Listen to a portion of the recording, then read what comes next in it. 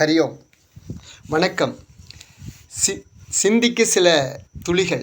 இன்று எல்லாரும் கேட்குற கேள்வி, இந்த காலத்தில் நியாயமாக தர்மமாக வாழ முடியுமா? முடியும். தனி மனிதனாக இருந்தால். குடும்பமாக இருந்தால் அது கொஞ்சம் சிரமத்தோடு முடியும். ஒரு அமைப்பாக அல்லது ஒரு கட்சியாக ஒரு குழுவாக இருந்தால் அது கொஞ்சம் கஷ்டம்தான்.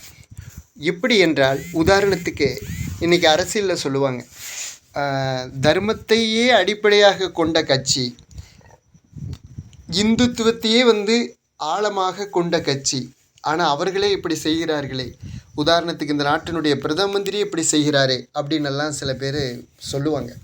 ஏன்னா அப்படிப்பட்ட இயக்கத்தில் அப்படிப்பட்ட பாரம்பரியத்தில் வந்தவர் இப்படி செய்யலாமா அப்படி.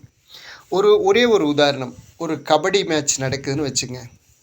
ஒரு டீம் ஒரு குழு தர்மமாக விளையாடணும், நியாயமாக விளையாடணும்னு ஒரு டீம் இருக்குது. இன்னொரு டீம் நாம் எப்படியாவது ஜெயிக்கணும், அவனுங்களை அதாவது விளையாட்டுக்குன்னு சில தர்மம் இருக்குது, விதிமுறை இருக்குது, அந்த விதிமுறையெல்லாம் கடந்து அவனை உதைக்கக்கூடாத இடத்துல உதைச்சாவது நாம் ஜெயிக்கணும் அப்படின்னு இன்னொரு டீம் நினைக்கிறது.